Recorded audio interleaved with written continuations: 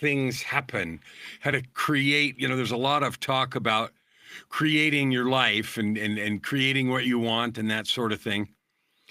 And I like to think of it all as asking for something. Like when you're a little kid and you see, and if you've had kids, they ask for something. They go to the grocery store and they point at depending on how old they are, they point at a candy bar. I want that, or some cereal or whatever it is, right? And when they get a little older, then they're asking to use the car, and that asking goes on.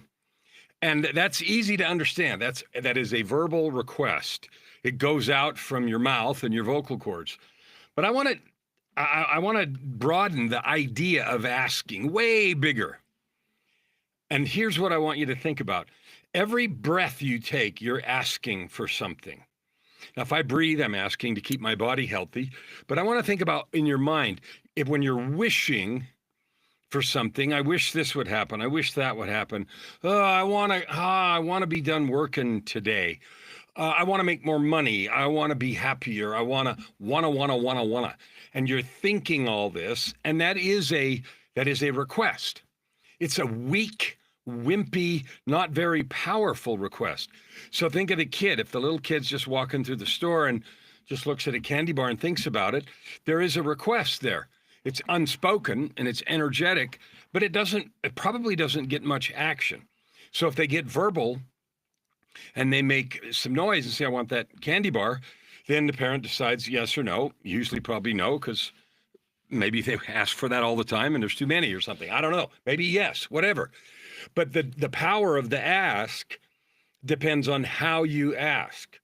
So let's think about selling. If you sell stuff, I'm a coach. I sell stuff all the time. I don't ever really sell. I enroll people and I have clients and all kinds of stuff, but I never sell anything. But if I go to enroll, or you do, a used car salesman, not even used, but a car salesman, they come up to you and they talk to you. What are you looking for, et cetera, et cetera. And they are enrolling you in them. They're enrolling you in the conversation. If they come up and say to you or me, you're here, you probably don't want anything. You're probably just looking, right? I know you probably don't. You really don't want anything. And they turn their shoulder towards you like they're going to leave. The message that communicates to you is they're not very interested. They don't want to talk to you and they don't have time. And it doesn't matter if you wanted a car or not, or if you're a little bit serious or a lot. The method of their requesting to get acquainted, so they were asking to get acquainted with you, etc. And if, on the other hand, they're very interested in you, they ask nice questions, they're nice, they notice, they say, I don't want to bother you, but just checking to see if you need anything. Can I check back? You look around. I check back in a few minutes, 10, 15 minutes, see if you're okay. I'm going to be right over there if you need something, and do it in a very nice, non-threatening, non-pushy way. Then you're like, sure, no problem. I've been there, so have you, right? So it is not, if you want to create something, and by create something, I'm intentionally not saying I want to have that. You want to create a circumstance where you have a thing. You're having an experience, you're having some more money, or you're having a better relationship, or you're happier with yourself, or you're more connected with God, or you can do more push-ups. I want the circumstance where I can do more push-ups. How you ask for something is way more important than anything else. If I ask with the expectation of failure, I create failure. If I ask with the expectation of success, I'm far more likely to create success. Now, if I ask you to do something for me, you may not. And you may say no, or I can't right now, or I don't want to, or I hate your guts, or I'll do it later. You may say a lot of things, and I don't control that, but we influence it dramatically. And how we go about that has a big influence on whether we get what we want or what we're trying to create, whether we create the world we're trying to create. So if you're in a relationship, for example, and you want some attention from your mate and you're demanding or needy about it, you're not going to have as much success as you will if you're kind or if you are considerate, or, so there are ways to enhance the power of asking. Now, I saw a little video a little while ago from Steve, a friend of mine who's a coach. He lives in Phoenix. And he was talking about this asking, and he talked about growing our ability to ask. And I like that idea because you grow your ability to do anything. When you do something, even if it's hard to start with, it gets easier over time, not because the thing itself has changed, but because your ability to do it is better. So I play the piano, I write music, I write books. And the first time I wrote a book was difficult. The second time was difficult, not quite as much. And you get the drill. So when I practice a song on the piano, I make mistakes the first time. I don't like the rhythm. I don't like what I'm doing. And then it gets easier, not because the notes changed or the song changed, but because my ability, my understanding, my energy in the situation has increased. So asking, however you ask, whether you ask in prayer, whether you ask someone directly, all of those things, you develop the ability to do it. And you develop it in several ways. It's not just the courage to speak the words. That's one piece. Another thing that develops is your ability to communicate and connect. Your ability to be present with the person so that they perceive, they understand, they experience your request in a different way. I'll give you some specific examples. I meet people a lot. I set up my day to meet people and network and stuff like that. And almost always people ask me, I always ask people, how can I help you? What can I do for you? I find out what they do and what they need and what's going on because I want to know. And if I can do something, I do. I introduce people all the time. I'm a super connector, and I connect people to what I think is valuable for them or the other person. But I can only do that when I ask. And so when I do that, especially if I've got something good for them, they always return. Reciprocity, Cialdini's reciprocity. What can I do for you? And here is the magic of that muscle of asking. My requests are often the same. They differ depending on the person and the situation, but often I'm asking about my goal of 300 million people. Now, I have a goal to reach 300 million people, not because I want a feather that says I reach 300 million people, not because I want bragging rights, none of that. I have a vision. I have a vision of a world where 300 million more people, and that's my goal this year, have realized something, and that is that you are creating your life. Literally, you can think of it as alternative realities. You can think of it as transurfing. There's lots of names for this, but you and I, we create our life by what we think and the energy we send out. Well, the same is true for making money. It's true for relationships. It's true for happiness. We create that 100% all the time. We're creating. Lots of the times unconsciously, just half-ass, right? So if you want to ask the universe, either with your thought energy, your spoken energy, with your relationship capital, with your cash, if you want to ask, then it behooves us, makes a lot of sense to get really good at asking. So when people come back after I've done what I can for them, the very best I can, and love them in a little conversation of 15 or 20 or 30 minutes or an hour, and they ask, what can I do? And I say, well, you can help me if you want to. Do you want to? And almost always they say yes. And most of the time it feels very sincere, and you can read energy. So can I?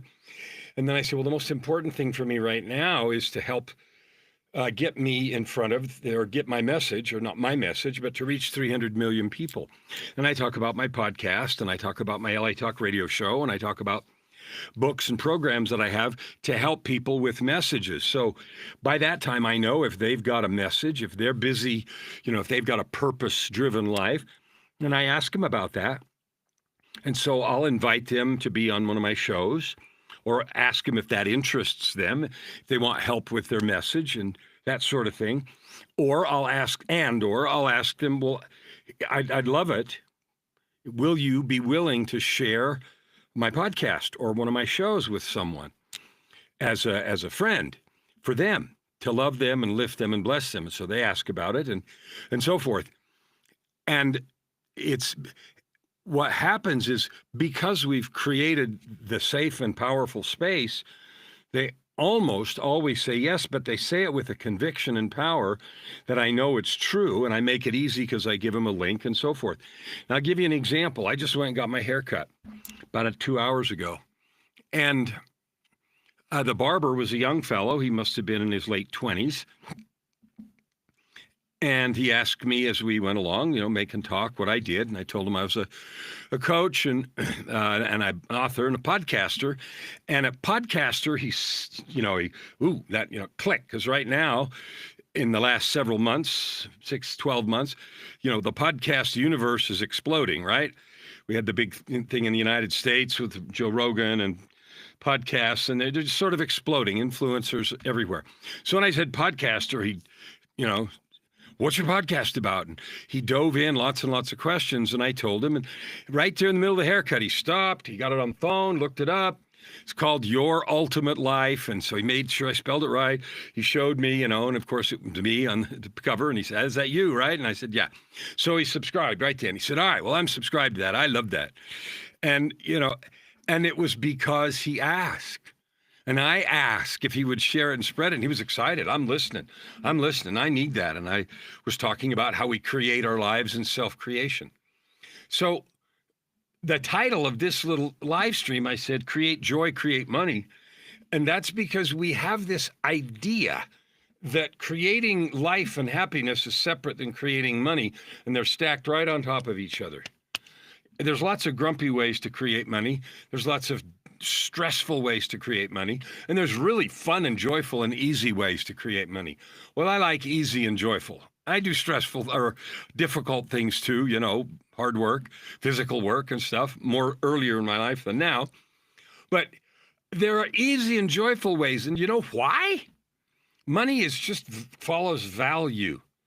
So if you create value, something someone values, they'll pay you for it. Of course they will. Look at what people are spending their money on right now. All kinds of stuff to feel good. It's some value to them. And so one of the things I have learned to do and specialize in is helping you figure out what your value is that you love doing so you can create money. Because people will pay you when you give them value. Now, you got to find the right people. I talk about your ultimate life, and someone who in their life is angry or frustrated and doesn't care about that, they're not going to find value. They're going to find the encouragement and the things that I give maybe hollow, maybe less interesting. I don't know. But someone that's looking to grow, to serve, to love, to create, they find value, they subscribe, and they share. And this is all about developing your value, developing your skills, and as Steve said, developing your ability to ask. And it's not just verbally. It is the energy and attitude of your asking.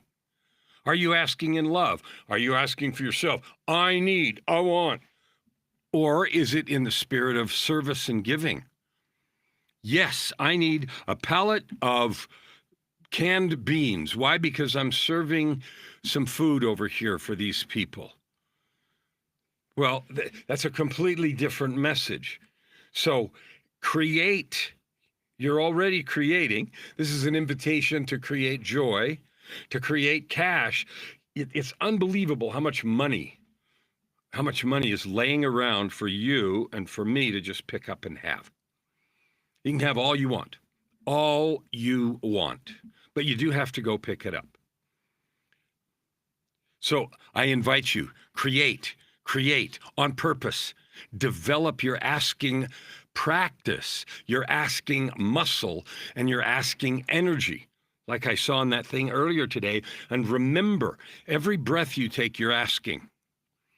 You're asking passively, you're asking aggressively, you're asking quietly, you're asking noisily, you're asking inside, you're asking outside. You are telling the universe what you want. You're telling the conscious unified field, the spirit, God. You're telling that entire expanse, which is ever and omnipresent, everywhere present, and listening. And you're going to get what you want. Boy, that brings me up short because it's like, what am I broadcasting? Am I broadcasting grumpy crap? No. You're going to get what you want. So ask well, ask in love, ask in service, create and grow. You can have whatever you want. Really. Isn't that fun? If I can help you in any way, let me know. KellenFlukigerMedia.com. Go there. There's a contact form. Let's chat.